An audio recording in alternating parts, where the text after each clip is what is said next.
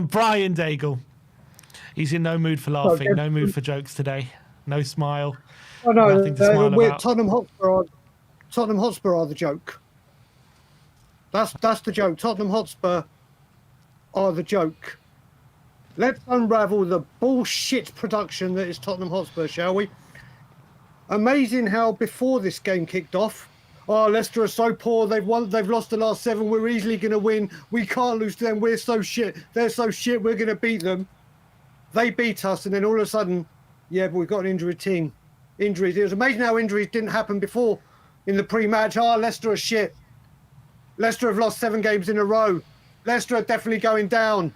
We're Tottenham Hotspur, of course we can beat them. But then when we lose to them, oh, we got injuries. Oh no, not the injuries. Oh no. Always. And let's now undress the bullshit production that is the word context. Because I have never heard the word context used so many times in my entire life than during Ange Postecoglou. I'll give you context for Daniel Levy. But we don't use that word context. 7 managers in 5 seasons at the game changer.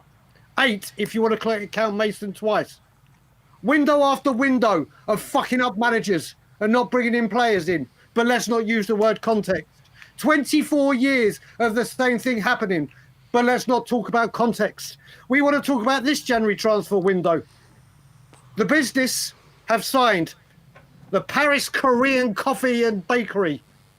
50 Cent, the Rolling Stones announced Ben Eubank, a fight where there's no title on the line. How ironic that it's at the Hotspur Stadium, at the entertainment complex.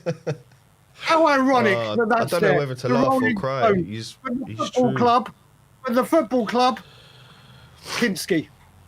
When we've had all these injuries and when they all come back and break down, and Sim, you and Ben go on about when you bring out the injuries and you let people know this one's had a setback, that one's had a setback. Do Tottenham do anything about it? Do they bring in players to help Ange? To help any manager? To help anything? No, but let's not use that word context for that because you can't use it with him. People want to talk about protest. We must start the protest again. We've got to do it this time. I flew over from Canada. I walked up and down that high street with many others. I've stood outside a training ground, got laughed at, smeared at, racially abused, you name it. Smeared all over the place.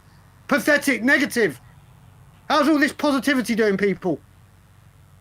Don't worry, we'll get through this. We'll get through this, and when we get through this, when do we get through this, Sim? When do we get through this?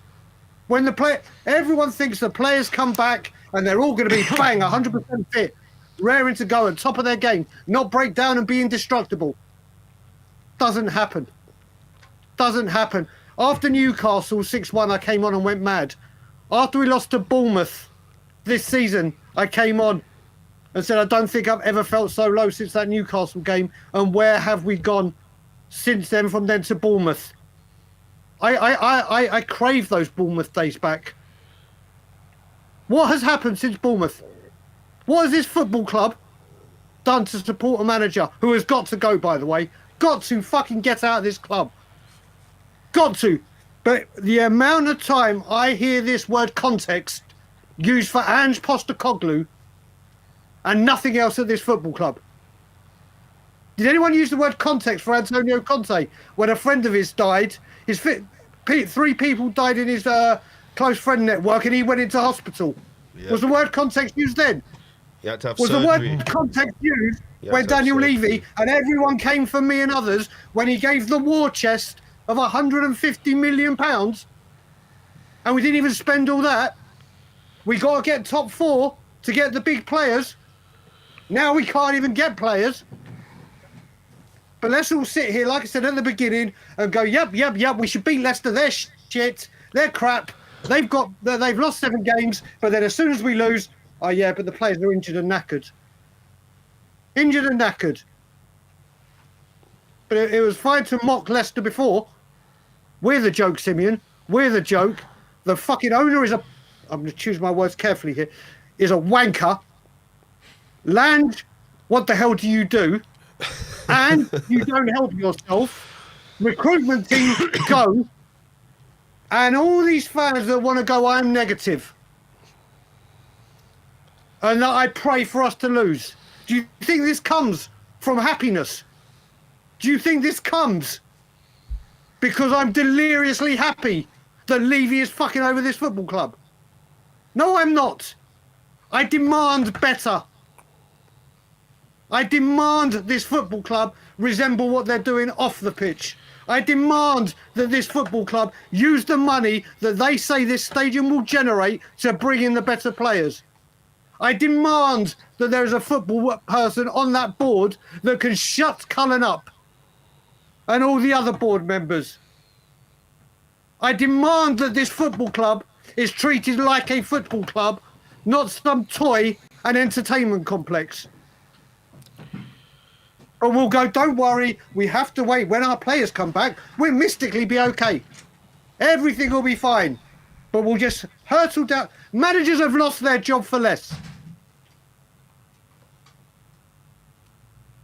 And I just don't understand. But sorry, Sam, I'm just saying one more. These people that direct message me, direct message other people, have called out people like myself, Stell, Graham, Ryan Isaacs, other people that have been there and done walk the walk, talk the talk. Simeon, you've been at the fucking protest. Ben organised one for the Super League. And now they go, yes, start it and we'll join. That's what was told last time.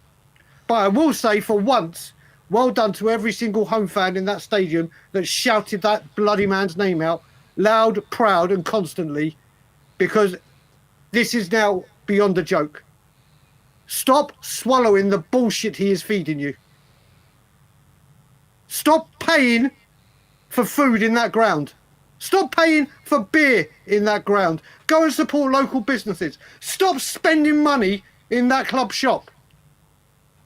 Stop the tills ringing, he listens. Keep chanting his name and he'll hear as well, Daigle.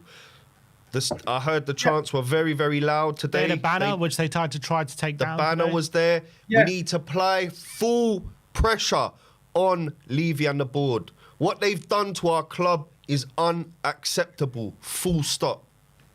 Well, as I said, we can't defend, we can't attack. Levy says we got a Tottenham back. Everyone that fucking clapped him for doing that, shame on you. All those people that go to the AGM, the fans forum, yeah, we got a Tottenham back. Woohoo! Fuck off. Call me negative. You have a chance to ask him questions. You do nothing. You do nothing. And you want to talk about Levy's thick skin, the thick skin that doesn't get to him. We'll turn the music up so no one can hear. We'll try and take the banners away. We'll stop the balloons. He thinks he's a dictator. You can't sing songs. You can't do this. We'll turn the music up. Oh, my wife will rub his thigh. But it doesn't get to him. Every single time that man's lips move, he is lying. I have said it for 17 years. 17 years I've been right. And it will continue. It will continue. And you know what? Ange needs to go. I have tried to defend him as much as I can. After Arsenal, you can't keep doing this shit. Yeah. You want to talk about taking Richarlison off. A minute ago, you said we gave him 2 weeks of extra fitness to make sure he is absolutely fit because we didn't want to risk him. Then you take him off when we're losing. You have Will Lancashire on the bench. You don't put him on. Project Youth. You're a goal down. Let's bring on Reguilon and fucking more. Let's heap it on a 17-year-old. Then you said to me, Sim, Saar played because he really wanted to help, but he wasn't quite right. If he's not 100% fit, don't play him. Don't play them. But wait, you're criticising him for playing Saar 100% fit, but now you're criticising him for taking off Richarlison. No, I'm saying he gave him 2 weeks. When you're 2-1 down, if you're going to sub him, bring on Will Lancashire, a goal scorer, a striker. Okay. When you're 2-1 down and you need a goal scorer, what do? You take your goal scorer off. He comes at... Ange Postecoglou has contradicted himself. This January alone, we need 3-4 players and we need to get them in quick. Then help for Solanke is coming in. It's coming.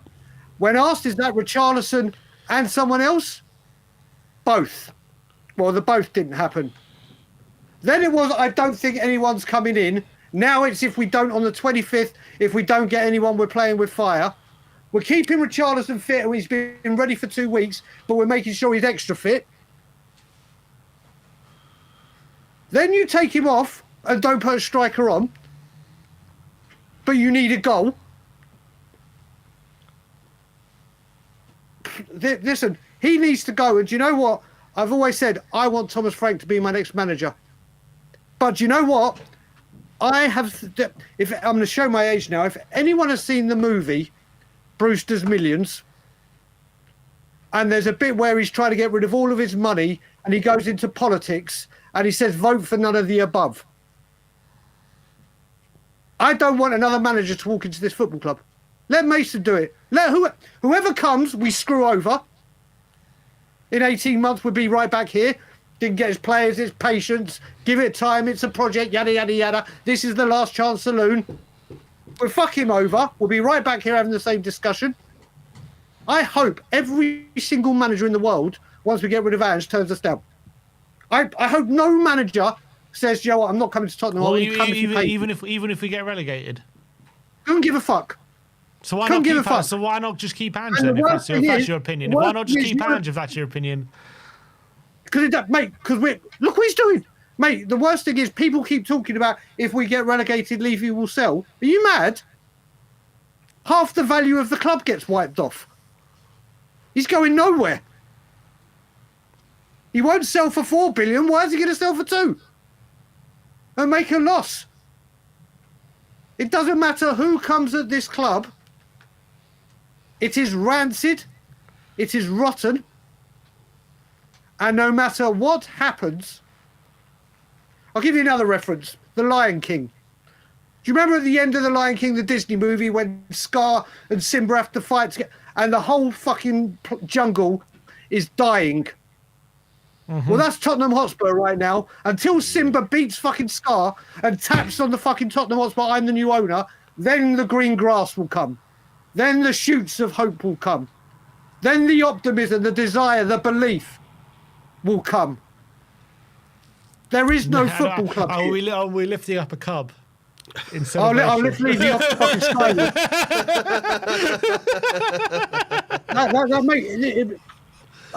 It's got to the point where I don't even give a fuck what people think of what I'm saying here. This club is rancid. The club is rotten. Think I'm rancid? Think I'm rotten? Go think that yourself. Go think of that, me. I don't care. I'm fighting for wanting... Go talk to the people that have been around since the 60s and 70s and seen this club got relegated. Go ask Graham, who you both know, if this is the worst football they've ever seen in their life and the worst time ever of being a Spurs fan. And not just Ange, the owners. This football club doesn't resemble a football club. No, there used to be a connection. There used to be a connection with the fans. There used to be honour, prestige, tradition. There's no honour.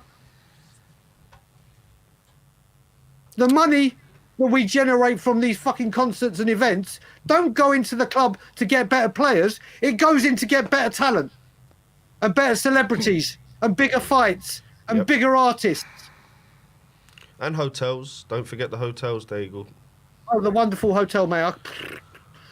Yeah, because that's what it is, mate. We are a ever-growing property portfolio. That's all we are, mate. We are an entertainment complex. There is no football club here. There is no football club. And people have to... Listen, I understand people paying their season tickets.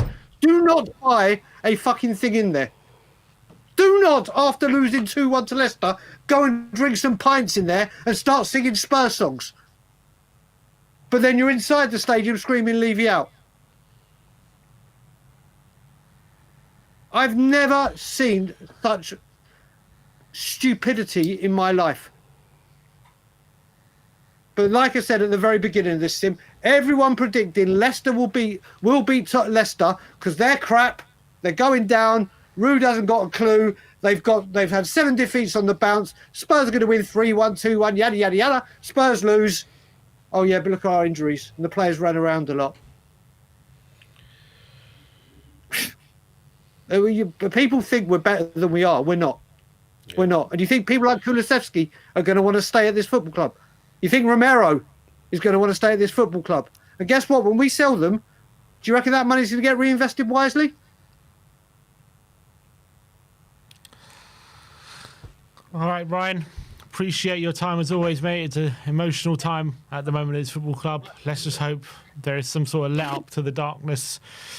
Because hopefully Andrew's gone by the morning and Levy's gone by the end of the season, and then hopefully this once great football club, this once passionate football club, this once incredible community that Tottenham that embodied will come back, and the glory days will be there, and challenging for leagues will be there. The fact that we are looking at the